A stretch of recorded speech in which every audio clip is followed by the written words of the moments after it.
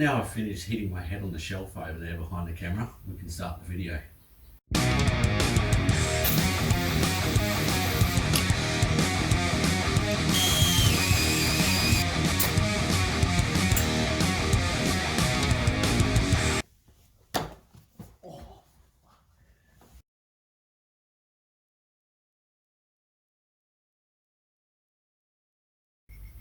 So in my previous video, I covered putting a XR6 turbo motor into my NA XR6 Falcon here.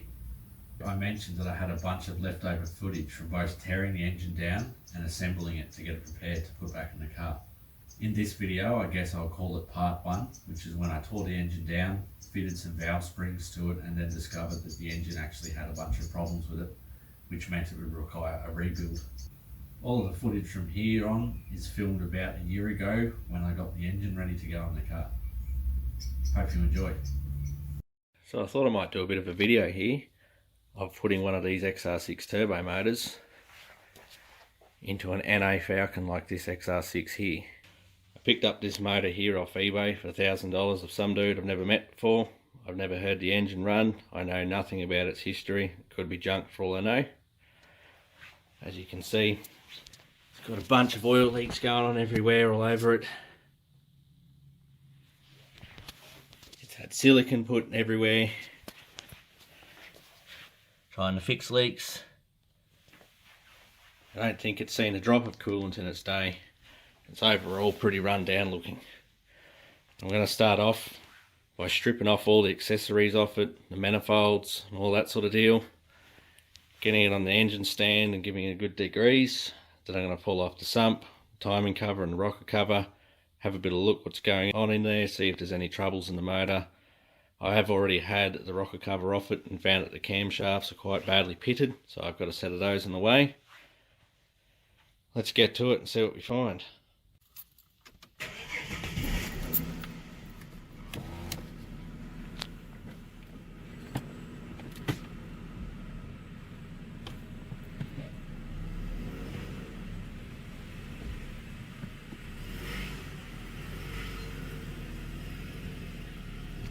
Now I've got the car out of the shed, so I've got a bit more room.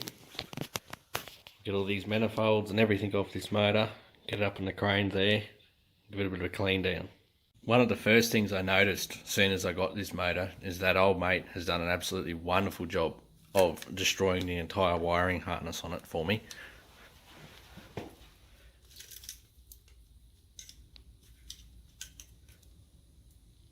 I have no idea what the hell was going on here, but that can all go in the bin.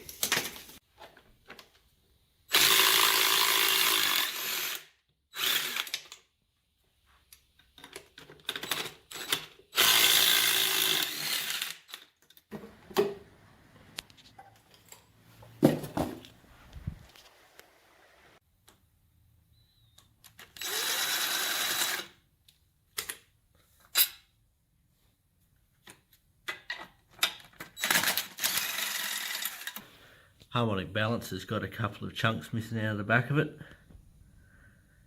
so that's going to need to go in the bin now. Okay, she's finally all stripped down and everything's off it, so it's ready to have a clean. Everything's put away aside for when I put it back together. I've taped up any ports and anything on it. I don't want any water getting in, so now it's just time to give it a bit of a clean, flush out cooling jackets in it, find out what's in there. Every hose I pulled off, it had quite a bit of orange sludge in it, so I don't think it'll be too nice.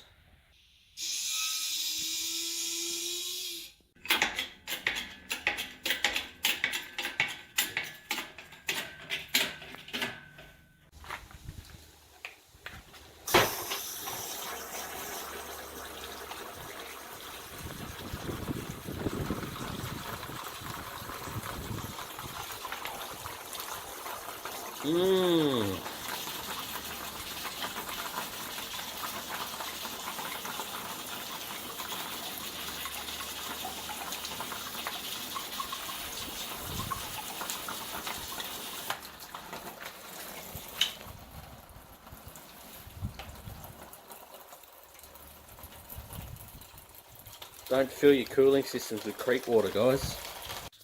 So I'm just going to quickly knock all the Welsh plugs out to help flush out any of the rusty scrap in the block. It's a bit hard for me to film with only one hand, but basically you just find some sort of object like that, preferably something with a little bit pointy of an end.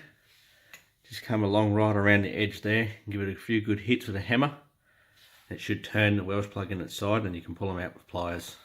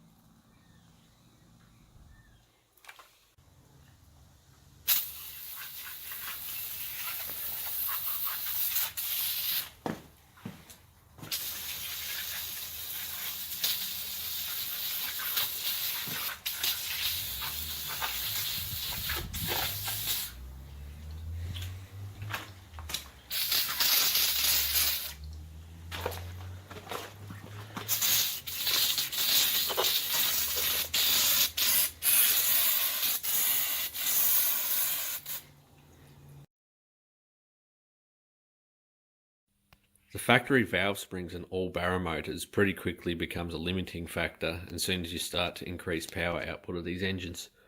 Ford runs a really soft spring in these from factory. It's only got around 35 pounds of seat pressure. As soon as you increase the boost from the turbo, it actually pushes on the backs of the valves and starts to open them against the springs at high RPMs. This is what's often referred to as valve float.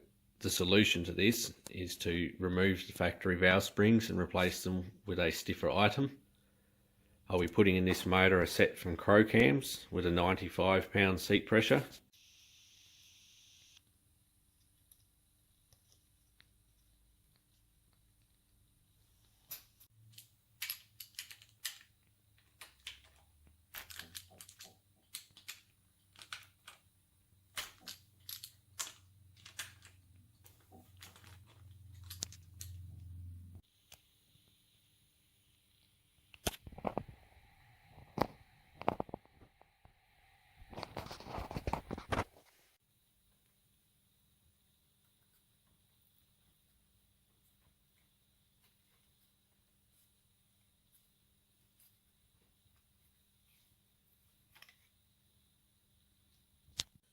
Now I've got the camshaft caps off, I can have a closer look at the wear in the cam lobes I mentioned earlier. See the case, if I can get it to focus. See the case hardening's all started to fail on them. It's only on the back section of the engine. Up the front, they're not quite as bad. Apparently it's fairly common on a lot of these motors. Not really sure what's caused it to happen, if it's just a bad batch of cams or poor oil changes in its life, but I've got a second set out of a later model BF motor that I'll put in before I throw it back together. Before you remove the camshafts on these, it's always a good idea just to mark one so you can tell which is which, because they are slightly different. I've just thrown a zip tie here on the driver's side ones. Alright, so we've got all the camshafts out now. We've taken the whole valve train off. So we're going to fit the valve springs now. I've got a set of Crow cams springs here. They're a 95 pound spring. So when doing the valve springs in the Barra motors, you need a special spring compressor for it. They're just a little bit too tight in there, so a normal spring compressor won't fit. The boys at Atomic come up with this design a few years back now that fits absolutely perfectly for the application. They do run around $400 to get one, which is pretty expensive. However, I found the guys at Mace Engineering hire them out for $70. So I've just got this one off them, do the trick for a once off, and they'll be perfect. So once you've got everything off here, the first thing you're going to do is just pull out the rockers and lifters out of the arms here. They just pull straight out like that. Some of them can be a little bit sticky sometimes after years of oil and crud's just built up. You just give them a bit of a wriggle and they pull out eventually. For most people doing a set of valve springs on their XR6 turbo, the engine's going to be in the car. So to stop the valves falling down in the cylinders, when you remove the retainers on the valve springs, you'll have to connect up an air compressor with an adapter in a spark plug hole. Then you just fill the cylinder up with compressed air and that'll hold them.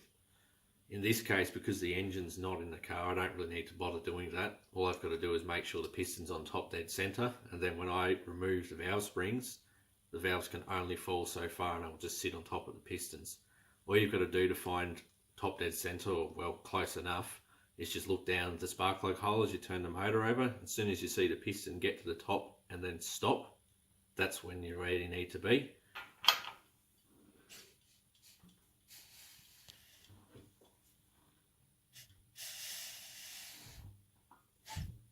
You can see the piston there just starting to come up.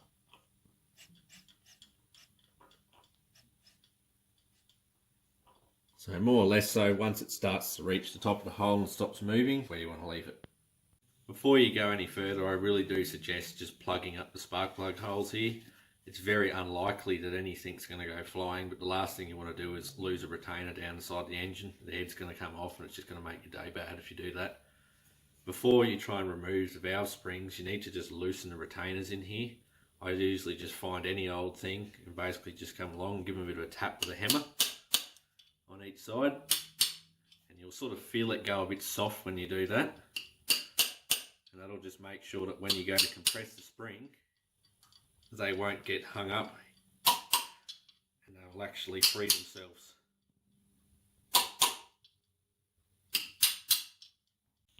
So once you've loosened retainers on there, you just put these little collars here that come in your valve spring compressor kit. Just set them up so they're facing roughly out like that, so you can fit a magnet in there. And then the valve spring compressor tool just bolts down straight on top of here.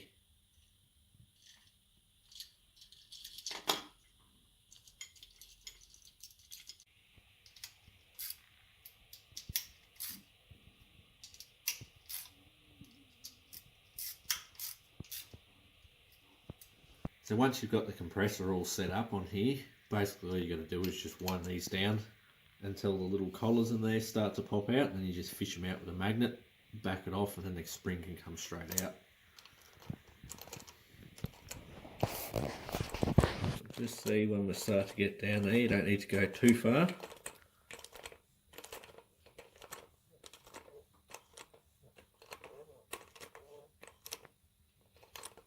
That should be about enough there. You just get a little magnet tool and just go in there. So once those little retainers are removed, all you've got to do is just loosen it back off. It'll come back a lot further than it did originally because the spring now can completely extend.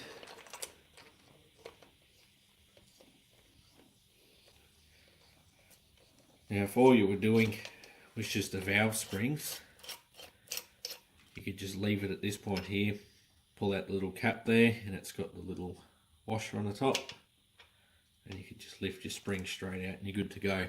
But because I'm going to do the valve stem seals in here, I do need to remove the whole compressor once I've taken all these springs out. If you're going to the effort of doing this job, I do highly suggest that you replace the valve stem seals while you've already pulled all of this apart. If your engine's a few years old and it's done a few Ks, they're probably already starting to go hard, so you just might as well get it out of the way. There's not much involved in pulling them off. They're quite easy to get off in this engine compared to some. All you got to do is just get a small pair of pliers like this and basically just grab down on them very gently and make sure you don't slip and hit the stem of the valve, otherwise you can damage it. Just sort of twist it slightly like that and they just pull straight up and out they come. I just thought I would show, now I've got all the seals off here, how the top dead center trick works on these motors. You can see here the valve's clearly hitting the top of the piston. That's as far as it can go. So there's no worries about that dropping down the engine. Once you put the new valve stem seals on there, they're quite sort of sticky around the valve, so it'll actually hold it up, and that's it. You don't have to worry about it dropping. I just thought I'd show as well here one of the new valve stem seals against the old ones.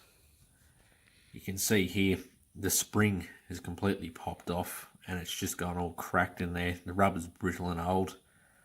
It's actually one of the biggest causes for a lot of older engines. You'll see when they start up first thing in the morning, they smoke a bit. What sort of happens is as the engine sits over the night, oil creeps in around down the seal and then runs down into the intake of the engine, and then it's basically got oil in there, so it burns up.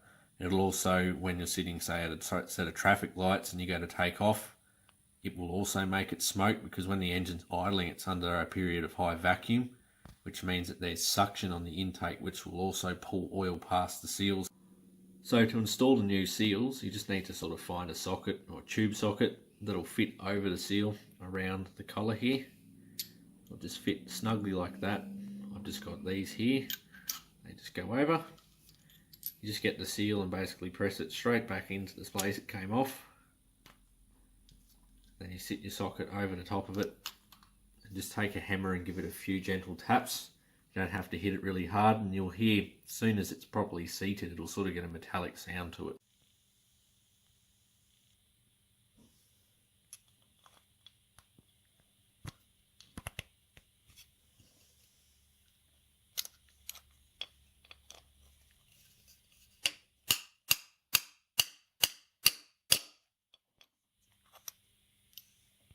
Installing the new springs is a pretty simple procedure. The Crocam springs I have here and a lot of the other ones in the market are designed to be a direct replacement. In the engine they utilise the factory retainers. So we've got here the Crocam spring against the factory spring. You can see the factory spring is a lot thinner in the windings there, and it's got a lot more of them. It's also noticeably stiffer, the new spring, compared to the old spring. You can see here, I can actually crush that a bit with my hand. But the Crocam spring, I can barely move the thing. It's hard to tell just looking at them, but these springs are actually slightly conical and they can only go in one way. The wider section of the spring goes downwards. If you're not sure, the easiest way to check this is just shove your finger in the hole. One end it'll go in, the other end you can't because it's too tight. So that there is the rounder part of the spring that goes down against the seat in here. The next thing you need to do is just sort of make sure that these are squared up. You can see that the stem is not quite in the middle of the spring here, so you just spin them around. It just helps when you wind down the compressor, because if they're not square, you can actually hang up on the edge of the valve and start to press it down while you're trying to compress the spring, and it just makes installation of the retainers impossible. So from here, installation is pretty much just the reverse of where they were taken out. So you just got to wind down the spring again to compress it. Just as you're doing it, keep an eye on the valve stem and make sure that it doesn't get caught around a little washer here, otherwise I'll start to push it down.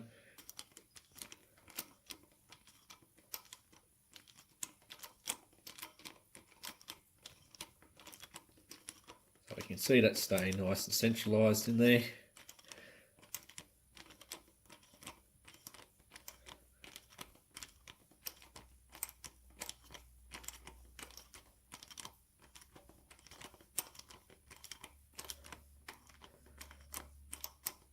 So that's about enough to get the retainers in there. Now we've got these 3 grooves exposed.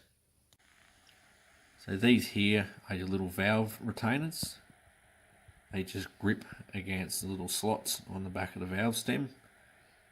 You put them with the conical part facing downwards, and then when you back the pressure off the spring, this will snap in and keep it clamped all together.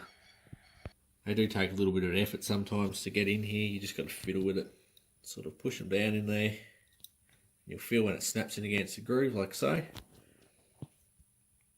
Then you just rotate it so it's at the back. Grab your second one and get it in as well.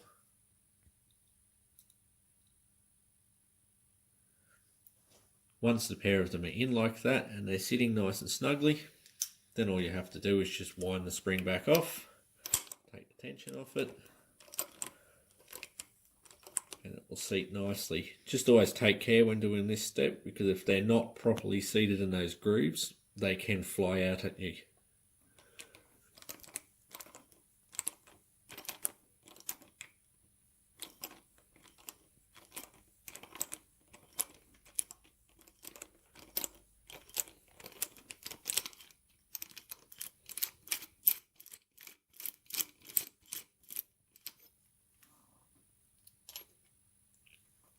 And there we go.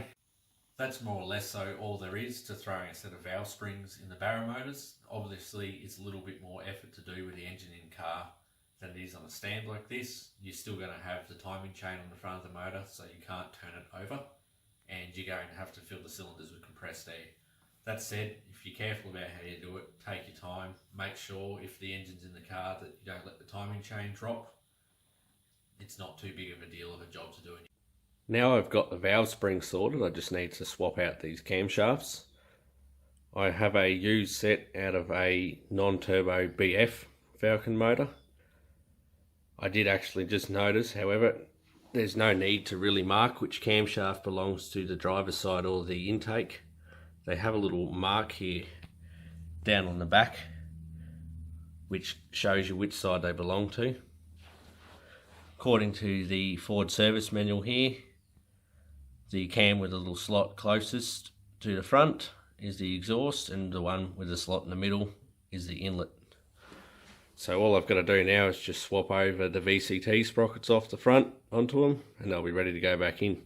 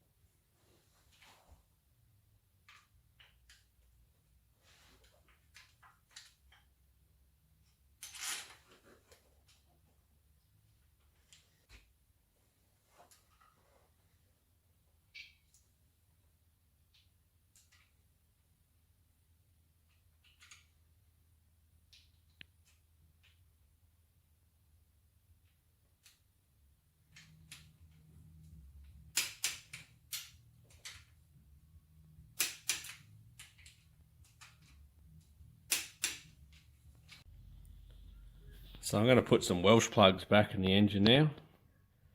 Procedure for this is pretty similar, pretty much the same process in almost all engines.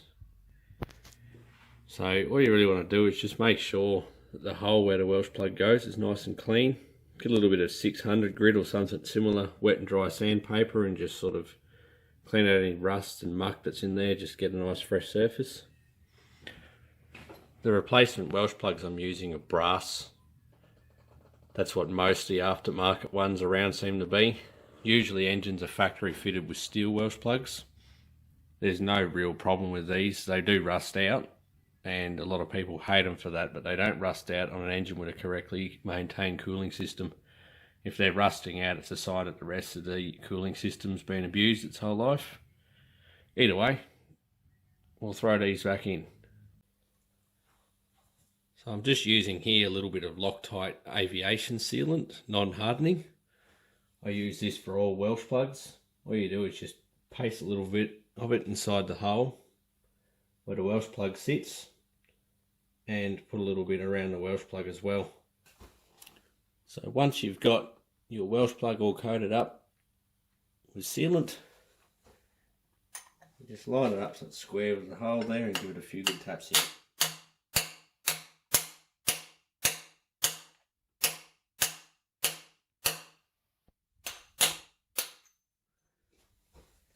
There we go. Once you've got all your Welsh plugs in, they should look somewhat like this. You'll see on the hole there is a slight taper. So the lip of the Welsh plug just sits slightly below that.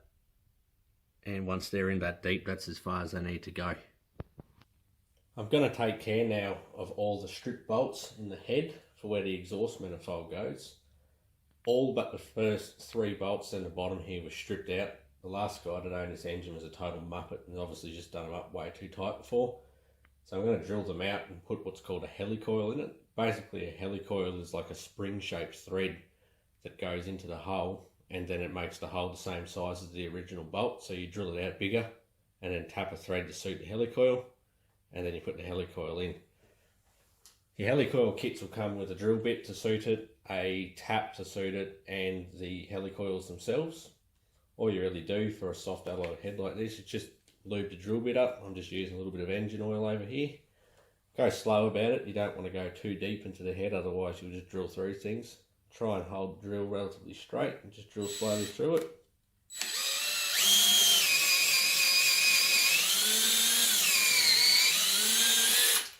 Periodically pull the drill bit out and just check that you haven't gone too deep or close.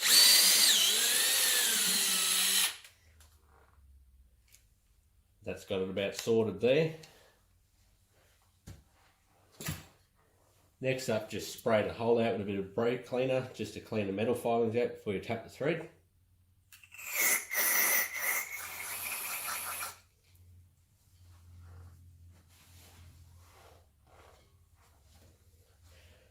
This here is the tap for the helicoils. It's just a regular hardened steel tap like you find in most kits for tapping regular thread holes for bolts, but this one's designed to suit the size of the helicoils. Same go as the drill bit, just lube it up with a bit of oil before you do it.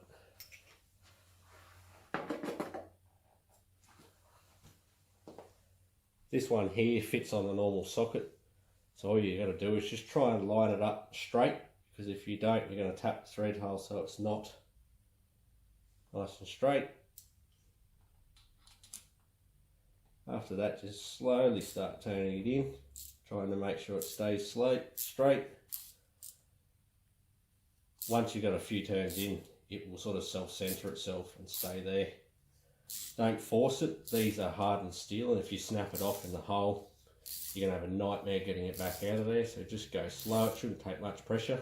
Aluminium is really soft. Occasionally just back it off a turn and keep at it.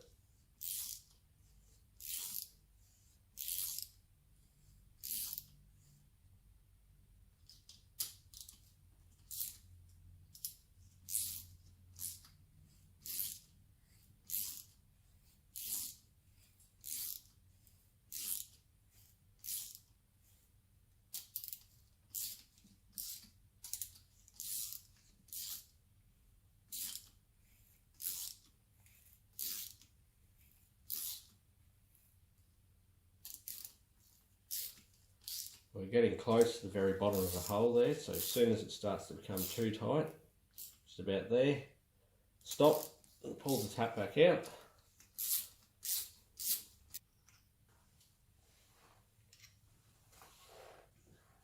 Again, the same deal as before, blow the metal filings out.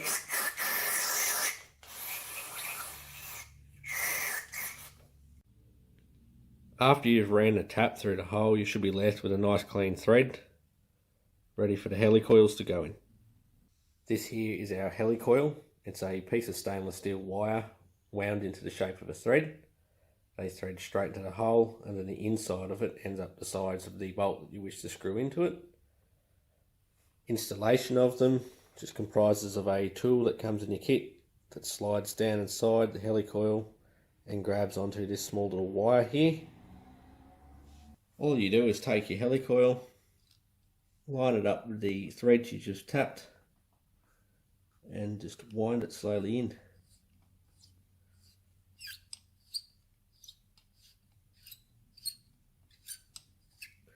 You just keep going until the very edge of it is just below the hole like that. Once the helicoil's in, you're left with this little tab here that was used for the tool to grab the helicoil in the first place. All you have to do is take a little punch and just give it a small tap and it'll break off, and then just flush it out with some compressed air or brake cleaner. The little punch I've got here came in the kit, but if yours doesn't have one, it doesn't really matter. Just anything that will fit down there will do. Just give it a small hit, and that's all you've got to do to break it off. And just try and flush it out.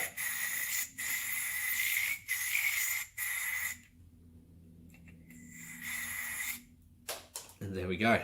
Because all the original bolts that were in this engine were mismatched, where they've been stripped out and replaced over the years, I'm just opting to put a stud kit through the engine instead. A lot of people will just put these in their head without any kind of lubrication on them. There's probably no issue to do that. Myself, I'm just going to use a little bit of copper anti-seize on them. just that way. It'll make it so the stud's never going to hang up inside of the head. It'll come out if I need it to. Don't need to put much on it at all. It'll just make a total mess. Just a small little smear on the bottom of the thread's all you need.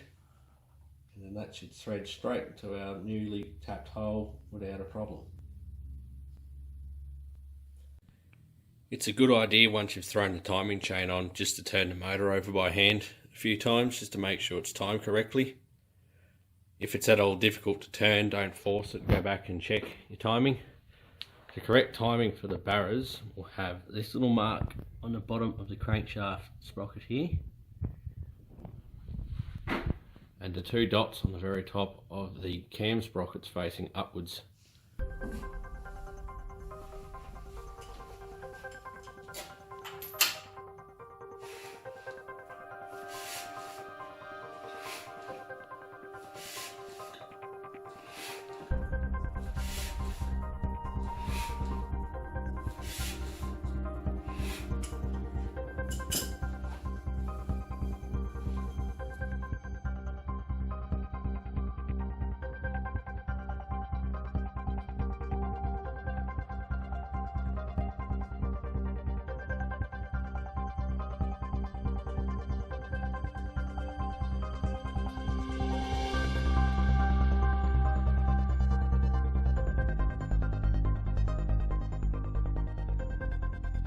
Unfortunately, things don't always go to plan.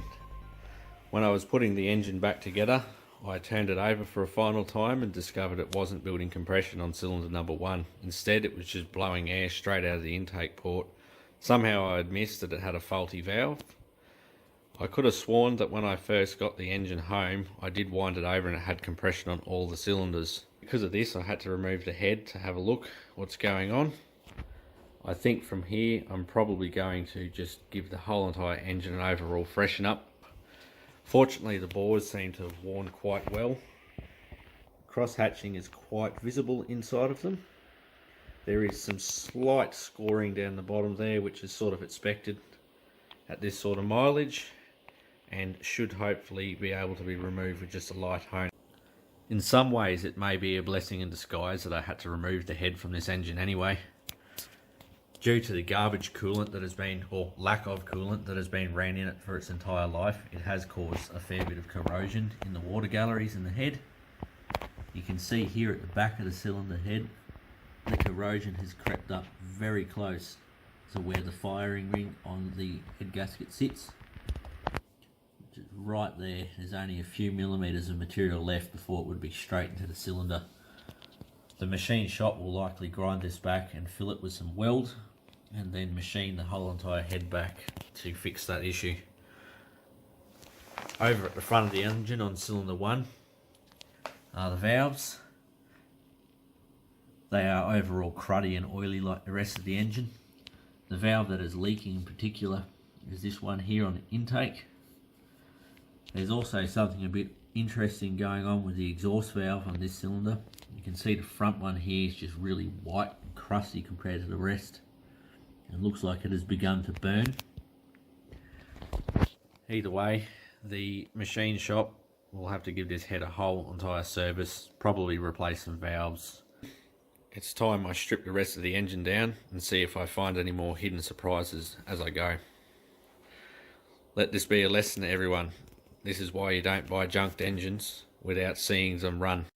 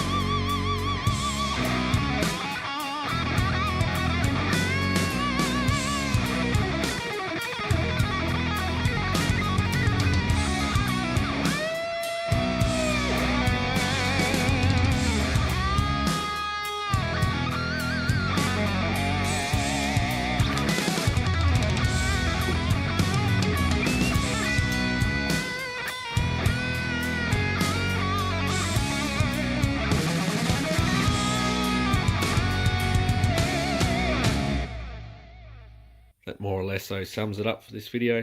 I've sent the engine block and the cylinder head off to the machine shop to have them fixed up. They've called me and told me that the engine block has minimal wear on the cylinder bores, so they'll clean up with a light home, which is good. They're going to do a full recondition on the cylinder head and fix up the corrosion in the water jackets and replace any damaged valves that they find.